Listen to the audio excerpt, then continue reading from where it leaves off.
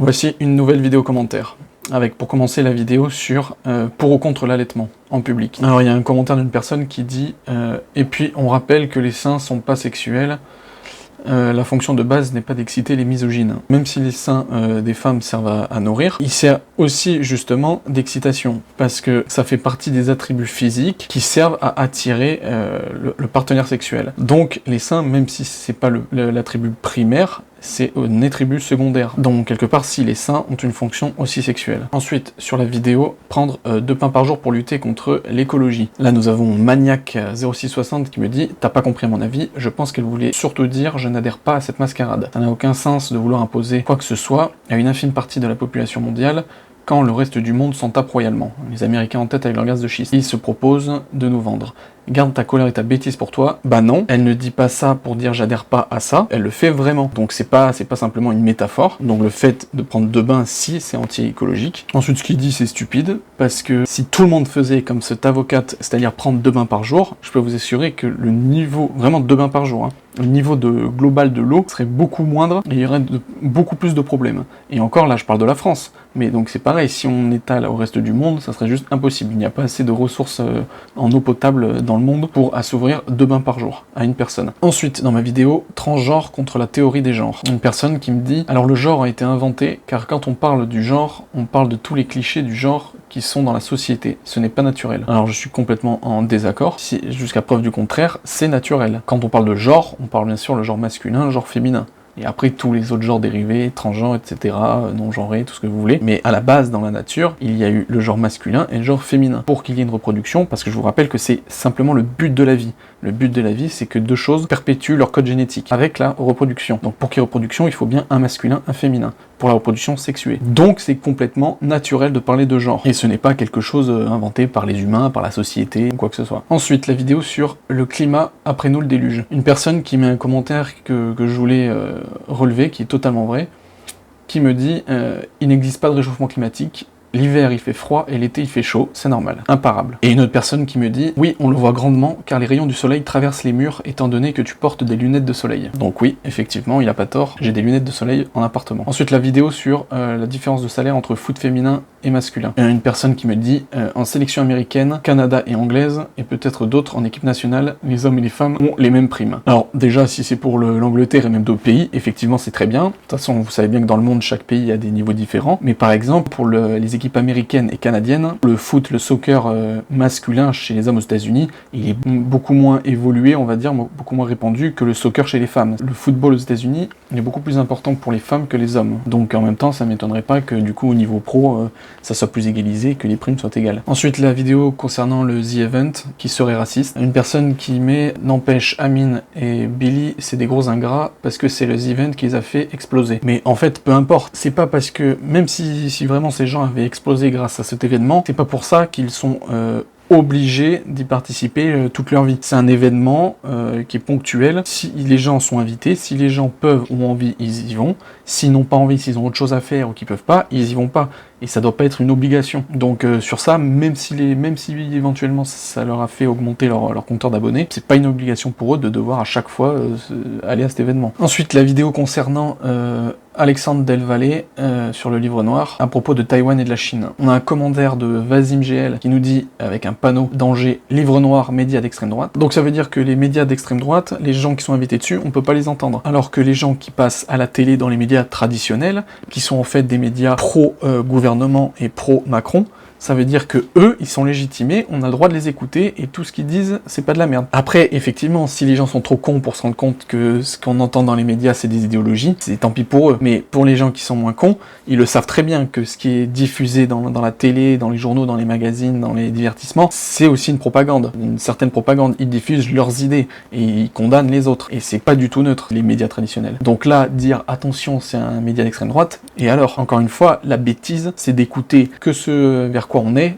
et rejeter tout le reste. L'intelligence, c'est justement de s'ouvrir à tout et d'écouter toutes les opinions. Et là, encore une fois, même si le média, il est orienté à l'extrême droite, il y a beaucoup d'invités dedans qui ne le sont pas forcément. Parce qu'après, le mec, il continue en disant son fondateur est un manipulateur pro-Russie et pro-Zemmour, tu lui fais de la pub en donnant de la visibilité. Mais c'est pareil, pro-Russie, Et alors, il y a des gens qui ont le droit d'être pour la Russie, mais ça veut dire que tous les autres médias sont pro-américains, pro-États-Unis. Donc ça veut dire que toi aussi tu choisis ton camp en disant ça c'est le camp du bien, ça c'est le camp du mal. Or non, je suis désolé, encore une fois, si vous êtes assez malin, vous comprendrez que la géopolitique, c'est pas blanc ou noir, c'est pas gentil méchant. Donc là, qu'il soit pro-Russie, pro-Zemmour, j'en ai rien à foutre.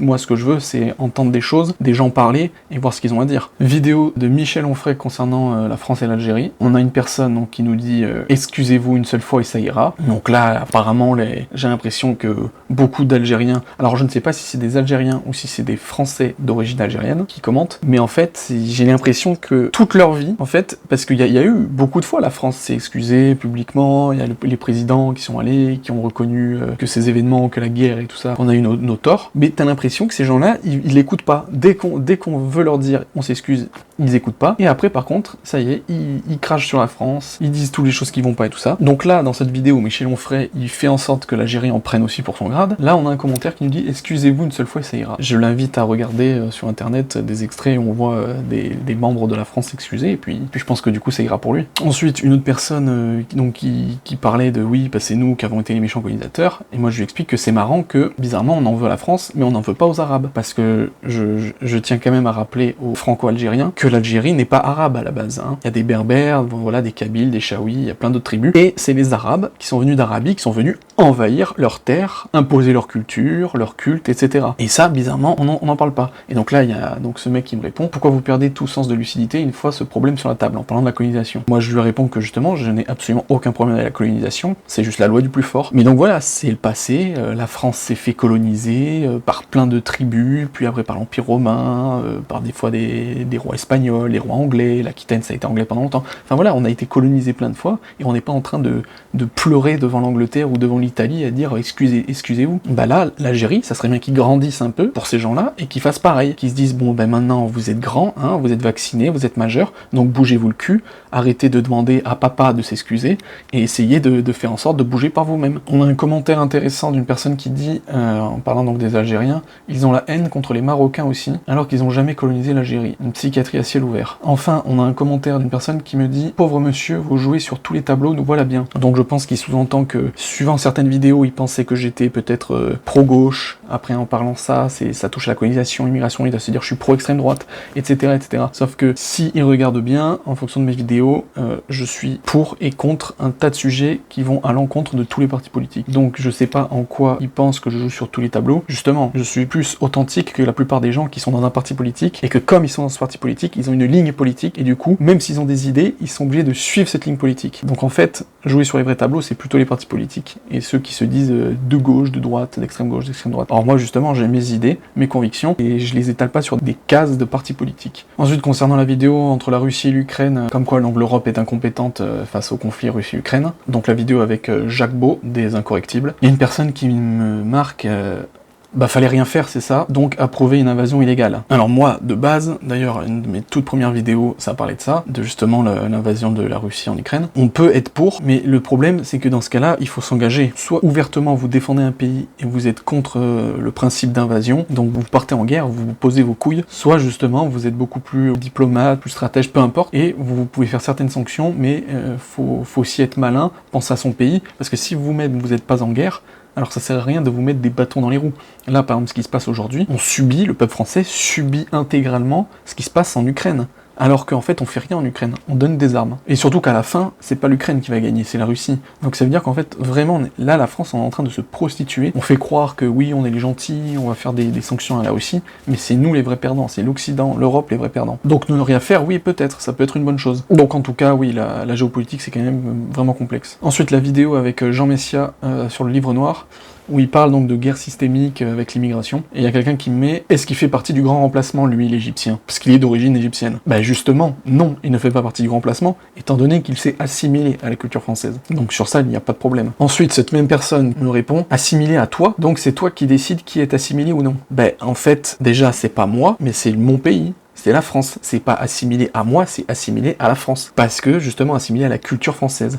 Comme on peut être assimilé à la culture algérienne, la culture congolaise, la culture américaine, la culture japonaise, la culture néo-zélandaise, chaque pays a sa culture, tu t'assimiles pas à une personne, tu t'assimiles au pays. Donc c'est pas, je parlais pas de moi quand je parlais d'assimilation. Ensuite, dernière vidéo, toujours avec Jean Messia, concernant la statistique ethnique qui est utilisée pour les discriminations, mais qui n'est pas utilisée pour la délinquance. On a une personne qui nous met, c'est une réflexion hyper stupide, il n'y a pas de lien entre délinquance et immigration, il y a un lien entre délinquance et pauvreté. Bah justement, c'est ça le problème. Il dit que la délinquance et la pauvreté sont liées, mais l'immigration, elle est souvent liée à quoi? À la pauvreté. In fine, la délinquance est liée à l'immigration. Effectivement, la délinquance, elle n'est pas inventée avec l'immigration. Il y a toujours eu de la délinquance avec même des gens de souche de n'importe quel pays. Dans leur pays, il y a toujours eu de la délinquance partout. Mais justement, cette délinquance, elle vient justement de la pauvreté. Donc, vu que sur le tas d'immigration qui arrive, bien sûr, les gens délinquants, ça va pas être des gens qui font des études, hein, ni des cadres qui viennent ici. Pourtant, c'est de l'immigration. Là, on parle de l'immigration bien souvent illégale, ou alors de main-d'œuvre à tout faire, quoi.